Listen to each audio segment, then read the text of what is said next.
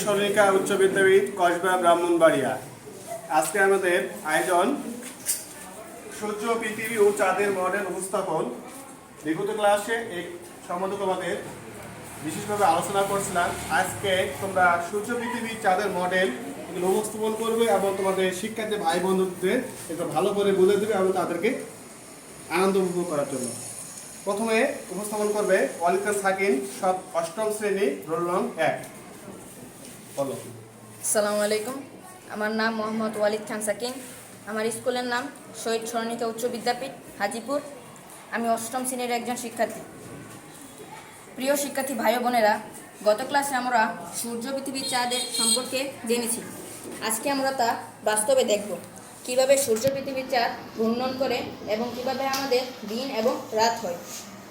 তো at first আমার সামনে তোমরা দেখতে পাচ্ছ, এখানে আমার সামনে একটা সূর্য আছে, এরপরে চাঁদ আছে, এরপরে পৃথিবী আছে। সূর্যের আলো চাঁদের উপর পড়তেছে। চাঁদের কোনো নিজস্ব আলো নেই, সেটা আমরা সকলেই জানি। সূর্যের আলোয় চাঁদ আলোকিত হয়। চাঁদের আলো পৃথিবীর ভূপৃষ্ঠে পড়ে। পৃথিবীর যে মূল ভূপৃষ্ঠতে পড়তেছে এটা হলো আমাদের প্রচ্ছায়া, এবং যে আংশিক যেখানে পড়তেছে সেটা হলো আমাদের উপছায়া। সূর্য, পৃথিবী, চাঁদের আমরা দূরত্বগুলো এবার জেনে নেব। পৃথিবী থেকে সূর্যের ব্যাস হচ্ছে প্রায় 109 গুণ বেশি। অপরদিকে আমরা দেখতে পারি চাঁদের ব্যাস সূর্যের ব্যাস হচ্ছে প্রায় 400 গুণ বেশি। তো আমাদের মনে প্রশ্ন থাকতে পারে, চাঁদ সূর্য থেকে 400 গুণ দূরে অবস্থাপন করে, কিন্তু চাঁদ কিভাবে সূর্যকে ঢেকে ফেলতে পারে? কারণটি খুবই সহজ। চাঁদ সূর্য থেকে 400 গুণ ছোট হলেও এটি পৃথিবীর 400 গুণ আগে অবস্থাপন করে। ফলে আমরা পৃথিবী পৃষ্ঠ থেকে আমরা দেখতে পাই চাঁদ সূর্য একই আকারে দেখা যায়। চাঁদ এবং পৃথিবীর মাঝে যে গড় দূরত্ব রয়েছে তা হলো 3.84 লক্ষ কিমি। পৃথিবী থেকে সূর্যের মাঝে যে গড় দূরত্বটা রয়েছে তা হলো আমাদের 1500 লক্ষ কিমি। আর পৃথিবী থেকে সূর্যের দূরত্ব হচ্ছে 1500 কোটি লক্ষ কিমি।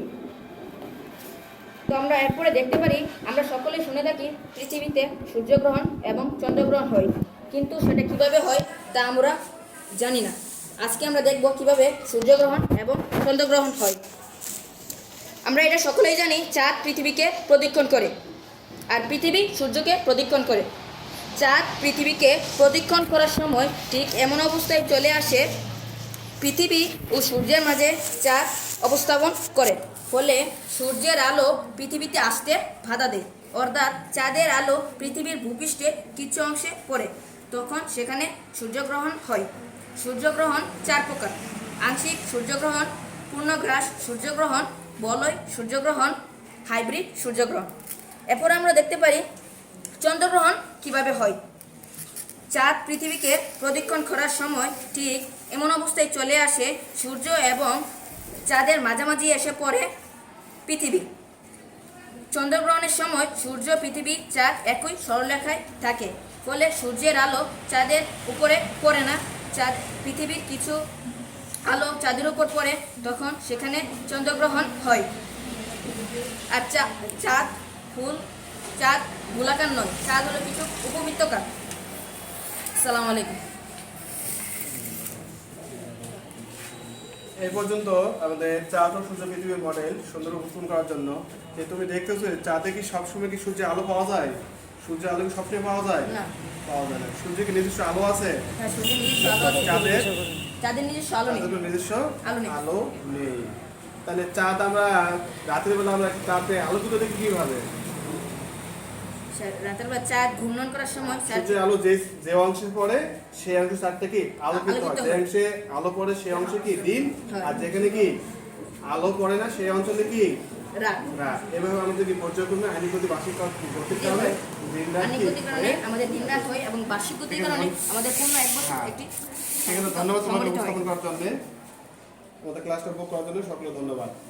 ক্লাসটা তোমরা দেখতেছো, তোমরা বেশি বেশি করে ক্লাসটা দেখবে এবং ফলো করবে এবং লাইক এবং শেয়ার করবে এবং সাবস্ক্রাইব করবে।